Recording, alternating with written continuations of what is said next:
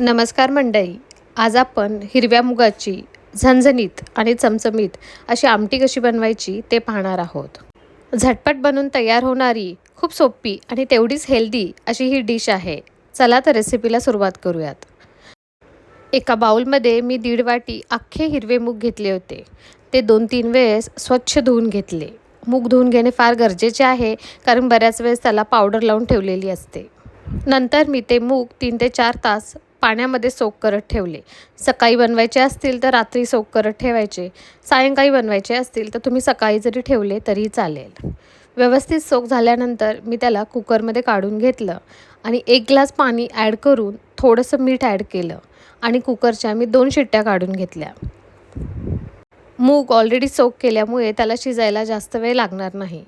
नंतर एका कढईमध्ये मी तेल घेतलं 2 मोठे चमचे. त्याच्यामध्ये मोहरी ॲड केली. त्यानंतर थोडेसे जिरे आणि कढीपत्ता. कढीपत्त्यामुळे आमटीला खूप छान फ्लेवर येतो. त्यामुळे वरण असो किंवा आमटी, कढीपत्ता टाकायला बिलकुल विसरायचं नाही. नंतर 2 मोठे कांदे मीडियम साईज कट करून घेतले आणि तेही तेलामध्ये ॲड करून त्याला व्यवस्थित परतून घेतलं. कांदे थोडेसे परतले, त्यानंतर त्याच्यामध्ये मी एक मोठा चिरलेला बटाटा ॲड केला. त्याचे पण मी थोडे मोठे मोठेच काप ठेवले होते. बटाट्यामुळे आपल्या आमटीची चव आणखीनच छान होते आणि आमटीला असा छानसा असा दाटसरपणा पण येतो.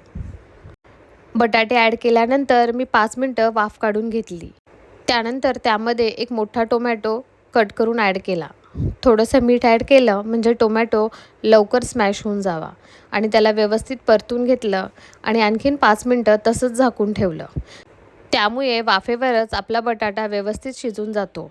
बटाटा थोडासा सॉफ्ट झाल्यानंतर त्याच्यामध्ये मी काही आपले बेसिक मसाले ॲड केले. जसे हळद, आपल्या चवीनुसार लाल तिखट ॲड करायचं आणि तुमच्याकडे घरगुती काळा मसाला असेल किंवा कांदा लसूण मसाला असेल, आपण तोही ॲड करू शकतो. ते ॲड केल्यानंतर 1-1 चमचा धने जिरे पावडर ॲड करायची आणि हा मसाला व्यवस्थित सर्व ह्याच्यामध्ये मिक्स करून घ्यायचा. ह्या फोडणीमध्येच थोडीशी कोथिंबीर पण ॲड करायची. फोडणीमध्ये कोथिंबीर ॲड केल्यामुळे फोडणीला खूप छान असा स्मेल येतो. सर्व मसाले व्यवस्थित मिक्स झाल्यानंतर थोडंसं पाणी ॲड करून घ्यायचं. मी अर्धा ग्लास पाणी ॲड करून त्याला एक उकळी येईपर्यंत चांगलं वाफवून घेतलं होतं. चांगली उकळी आल्यानंतर त्याच्यामध्ये आपण शिजवून घेतलेले हिरवे मूग ॲड करायचे. आता हिरवे मूग ऑलरेडी शिजलेले आहेत, त्यामुळे त्याला जास्त वेळ लागणार नाही. त्याला मसाल्यामध्ये पाणी न ॲड करताच आधी व्यवस्थित मिक्स करून घ्यायचं. सर्व मसाले हिरव्या मुगाला व्यवस्थित कोट झाले पाहिजे ह्याची काळजी घ्यायची.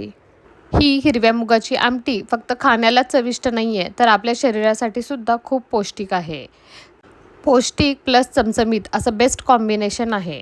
त्यानंतर मी परत 1 ग्लास पाणी ॲड केलं आणि त्याला बॉईल करून घेतलं. जर तुम्ही ही आमटी चपाती किंवा भाकरीसोबत खात असाल तर पाणी थोडं कमी ॲड करा.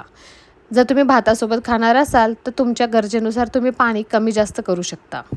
नंतर मी थोडीशी कोथिंबीर, चवीनुसार मीठ थोडंसं ॲड केलं आणि त्याला चांगलं एक 4 ते 5 मिनटासाठी बॉईल करून घेतलं. व्यवस्थित एकत्र बॉईल केल्यानंतर सर्व मसाले आणि सर्व फ्लेवर्स हे एकमेकांमध्ये छानपैकी मिक्स होतात. त्यानंतर सर्वात महत्त्वाची स्टेप म्हणजे काही बटाटे व्हिडिओत दाखवल्याप्रमाणे आपण स्मॅश करून घ्यायचे. काही त्याच्यामध्ये मूग जरी स्मॅश झाले तरीही हरकत नाहीत. त्यामुळे आपल्या आमटीला एक छानसा असा दाटसरपणा येतो आणि आमटी खाण्यासाठी सुद्धा आणखीन चविष्ट लागते. ही झटपट बनून तयार होणारी हलकी-फुलकी रेसिपी तुम्ही नक्की ट्राय करा आणि मला कमेंट करून कळवा की तुम्हाला ही रेसिपी कशी वाटली. माझ्या चॅनलवर नवीन असतील तर सबस्क्राईब करायला विसरू नका. Thank you.